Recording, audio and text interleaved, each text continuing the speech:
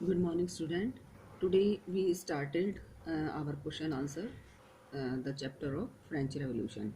मैंने आपको first question बता दिया था आपको कि describe the circumstances leading to the outbreak of the revolutionary protest in France. ठीक है, क्या क्या रीज़न थे आपके फ्रेंच रेवोल्यूशन के. Then we start second question. और ये क्वेश्चन मैं आपको फ्राइडे को पीडीएफ पे भेजूंगी, तब आप अपनी फिर नोटबुक में नोट कर सकते हैं. आपको फ्राइडे को ही मिलेंगे. ठीक है, तो आप फ्राइडे के बाद जो है वो पूरा वीक मिलेगा आपको नेक्स्ट फ्राइडे तक, तो आप ये अपनी फेयर नोटबुक में नोट कर सकते हैं. देन सेकंड क्वेश्चन है which group of the French society benefited from the revolution, यानी कि कौन सी ऐसी सोसाइटी थी फ्रेंच रेवोल्यूशन के टाइम पे जिसको सबसे ज़्यादा जो है वो बेनिफिट हुआ था. Which group were force to relinguistic power, which section of the society would has been disappointed with the outcome of the revolution, यानी कि कौन सी डिसअपॉइंट हुई थी और कौन सी कैटेगरी को जो है वो सबसे ज़्यादा बेनिफिट हुआ था. तो आंसर है आपका, जैसे मैंने आपको कल बता दिया था, the peasant. Peasants mean farmers. Farmer were the largest section of the third state. A major result of the revolution was the destructions of the feudalism. Feudalism का मैंने आपको बताया था. तो क्या था कि फ्यूडलिज्म ख़त्म हो गया था और जो है फार्मर्स थे उनको काफ़ी रिलीफ मिला था. देन उसके बाद था the people of the lower middle class, यानी कि जो मिडिल क्लास थी उसके जो लोअर पार्ट के जो पीपल थे इन उनको भी काफ़ी बेनिफिट हुआ था. In French society artisan workers and poor people living in the towns and city, जो गरीब लोग टाउन और सिटीज़ में रह रहे थे उन्हें भी काफ़ी बेनिफिट हुआ था. देन राइटर्स, डॉक्टर, जज, लॉयर एक्सेट्रा आर बेनिफिटेड, क्योंकि ये भी जो है मिडिल क्लास में ही इंक्लूड किए जाते थे. देन उसके बाद है आपका the group of the nobles were affected by the French revolution.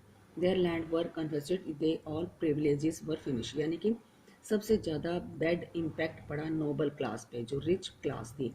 उसमें क्या हुआ कि उनके जो प्रिविलेजेस यानी कि उनकी लैंड को जो है वो डिस्ट्रीब्यूट कर दिया गया, उनसे ले लिया गया. और देन उसके जो प्रिविलेजेस यानी कि ये कह सकते जो ऐश्वर्य मतलब जो ऐशो आराम की जो ज़िंदगी जी रहे थे, जो अपने लिए उन्होंने रूल बना रखे थे अपनी लग्जरी लाइफ को जीने के लिए, उन वो जो है वो ख़त्म कर दिए गए, यानी कि इस पे जो था वो नोबल्स पे जो है वो बैड इम्पैक्ट पड़ा था. देन उसके बाद a new group of the capitalist. Capitalist वो थे जिन्होंने इंडस्ट्री एस्टेब्लिश की थी. ठीक है, जो मतलब फैक्ट्री के ऑनर्स थे.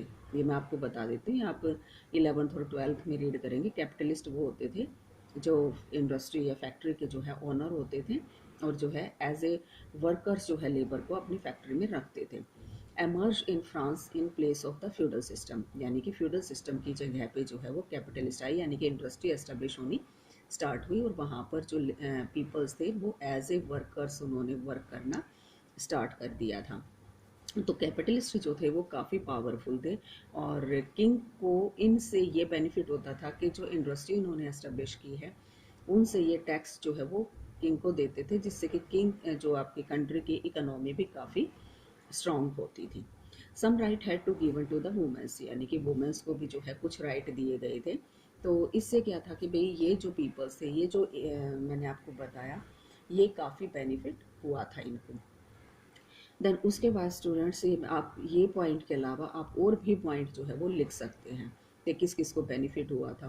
ठीक है, तो जैसे कि वर्कर्स को आप कह सकते हो, जो फार्मर्स का जैसे मैंने बताया, तो आप चैप्टर रीड करके और भी पॉइंट आउट फाइंड कर सकते हैं.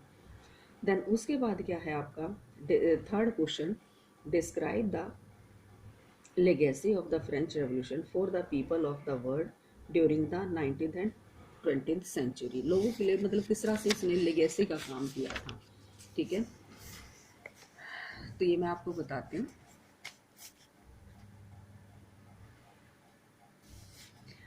The idea of liberty, equality and fraternity, यानी कि लिबर्टी आज़ादी, इक्वेलिटी और बंधुता, यानी कि लोगों में आपसीपन होना चाहिए, were the most important legacy of the French revolution, यानी कि जो सबसे ज़्यादा लेगेसी जो है वो मिली फ्रेंच रेवोल्यूशन से वो थी आज़ादी, समानता और बंधुता.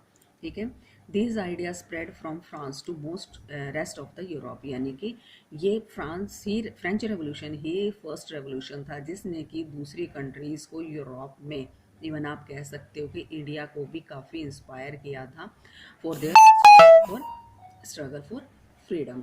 यानी कि इसने जो है नेशनलिज्म की जो फीलिंग थी वो जो है पूरे यूरोप में स्प्रेड की थी। फर्स्ट ये था। देन उसके बाद जो सेकंड पॉइंट था, फ्यूडल सिस्टम वॉज एबोलाइज, यानी कि फ्यूडल सिस्टम जो है वो ख़त्म कर दिया गया था। देन इसके बाद आप ऐड कर सकते हो स्लेवरी सिस्टम जो है वो एबोलाइज किया गया था। देन इसके अलावा और भी बहुत सारे पॉइंट हैं, आप नोट कर सकते हैं। थर्ड है, in 1791 constitutions began with a declaration of the right of man and citizen. मतलब इस लॉ के अकॉर्डिंग क्या था कि मैन को और सिटीजन जो हमें राइट मिले हुए हैं, जैसे right to life, right to speech etcetera, जो है वो जो ये सभी जो है वो राइट जो मिले हुए हैं, ये मेन अगर देखा जाए तो आपके फ्रेंच रेवोल्यूशन के ही हैं। ठीक है। देन उसके बाद मैं आपको एग्जांपल देती हूँ इंडिया का। जैसे टीपू सुल्तान हो गया, राजा राम मोहन रॉय हो गया, are the two example of, यानी कि बहुत सारे एग्जाम्पल थे। तो इसके अलावा जो है, जैसे मैं आपको दे रही हूँ टीपू सुल्तान और राम मोहन रॉय, ये टू एग्जाम्पल थे Indian individuals who responded to the idea of liberty and equality, जिन्होंने लिबर्टी और इक्वालिटी को काफ़ी जो है वो प्रेज किया था और वो इंडिया में भी लाना चाहते थे। देन उसके बाद आपका है the revolutionary idea, the revolutionary idea spread quickly in France, occupied area in Europe and abroad. यानी कि यूरोप में तो फैला ही फैला, इसके अलावा अब्रॉड जो बाहर की कंट्रियाँ थी उसमें भी जो है ये काफ़ी इफ़ेक्टिव रहा। तो यानी कि जो फ्रेंच रेवोल्यूशन था इसका इफ़ेक्ट जो है वो वर्ल्ड फ्रांस पे तो रहा ही रहा, इसके साथ साथ जो क्या था कि आपका पूरे वर्ल्ड पे भी जो है इसका इम्पैक्ट हुआ था। देन उसके बाद फोर्थ क्वेश्चन है, बहुत ही ईजी है आपके लिए, कि draw up a list of democratic right we enjoy today who origin could be trace to the French revolution. यानी कि कौन कौन से राइट जो है वो मिले थे फ्रेंच रेवोल्यूशन से।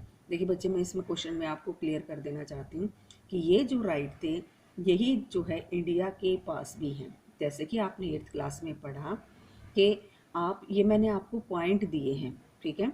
आप 8th क्लास की बुक लेके उसकी हेल्प से या खुद भी आप लिख सकते हो कि राइट टू इक्वालिटी क्या होता है, right to liberty of speech क्या होता है, एक्सप्रेस। तो ये पॉइंट आपको मैं वैसे बता देती हूँ वर्बली, आप इनको अपनी कॉपी में से भी, अपनी ये कह सकते हो कि 8th क्लास की बुक में से भी, अगर आपके पास बुक नहीं है तो आप अपनी तरफ से भी लिख सकते हैं कि भाई देखो ये जो है राइट जो है उन्हें दिए गए थे। राइट टू इक्वालिटी, इक्वालिटी आपको पता है कि जैसे कि आपने 8th में पढ़ा कि कोई discrimination, there is no discrimination between the peoples of the country on the basis of the colour, caste, sex, और मतलब मेल या फीमेल के बीच में जो है। देन उसके बाद है आपका right to liberty to speech, यानी कि बोलने की जो आज़ादी है, एक्सप्रेशन, अपनी थॉट को जो है आप एक्सप्रेस कर सकते हैं।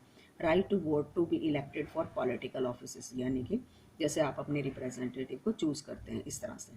फिर देन उसके बाद है राइट टू प्रॉपर्टी, प्रॉपर्टी आप खरीद सकते हो, बेच सकते हो। राइट टू सिक्योरिटी, यानी कि आपकी सिक्योरिटी है, गवर्नमेंट आपको सिक्योरिटी प्रोवाइड करती है, अगर आपके साथ कोई मिसबिहेव होता है तो आप जो है वो आप लॉ का जो है वो सहारा ले सकते हो। तो ये सारे पॉइंट, इसके अलावा भी बहुत सारे पॉइंट हैं, आप इसमें ऐड कर सकते हो। देन इसके बाद आपका क्या है, क्वेश्चन नंबर 6, सॉरी ये आपका क्वेश्चन नंबर जो 5 है ये आपकी एक्टिविटी है, तो ये आपको करने की ज़रूरत नहीं है। क्वेश्चन नंबर 6 है आपका, how would you explain the rise of Napoleon. यानी कि जो आपका लास्ट टॉपिक है, बिल्कुल आपके चैप्टर के लास्ट टॉपिक में है, वो मैं आपको इस पॉइंट क्वेश्चन में समझा देती हूँ, ठीक है। तो ये क्वेश्चन आपको ऐसे लर्न करना है, ठीक है। क्वेश्चन नंबर 6 लास्ट आपका एक्सरसाइज का, the fall of the Jacobin government permitted the वेरियर्स middle class to exercise power. यानी कि इसमें आप ये फर्स्ट पॉइंट ये करोगे कि जो जैकोबिन क्लब की जो जैकोबिन क्लब के बारे में मैंने आपको बताया, तो जब जैकोबिन गवर्नमेंट थी वो जो है पावर में नहीं रही, देन उसके बाद जो है वो नेपोलियन का टाइम आता है। A new constitution was introduced which denied the vote to non-proprietized section of the society। यानी कि वोटिंग का राइट जो है उन लोगों को मिलना स्टार्ट हो गया जिनके पास जो है वो खुद की प्रॉपर्टी नहीं होती थी। जैसे कि पहले राइट मिला हुआ था, जिनके पास प्रॉपर्टी होती थी वही जो है वोटिंग को कर सकते थे। It provide for 2 elected legislative council, यानी कि जो काउंसिल थी उसको 2 पार्ट्स में डिवाइड कर दिया गया था। Both legislative council appointed A directory and executive made up of 5 members, यानी कि ये एक इनकी डायरेक्टरी बनी, देन उसके बाद एग्जीक्यूटिव में 5 मेंबर्स होते थे। This meant as the safeguard against the concentration of power in a one man executive as under the Jacobin, यानी कि एक मैन के अंडर में पावर ना रहे, जैसे किंग के हाथ में पावर ना रहे, इसलिए जो है इनको डिवाइड कर दिया गया। जैसे कि अपनी कंट्री में है, जैसे आपके 3 पार्ट्स में डिवाइड है, लेजिस्लेटर, एग्जीक्यूटिव और जुडिशरी, इसी तरह से इसको भी डिवाइड कर दिया गया था।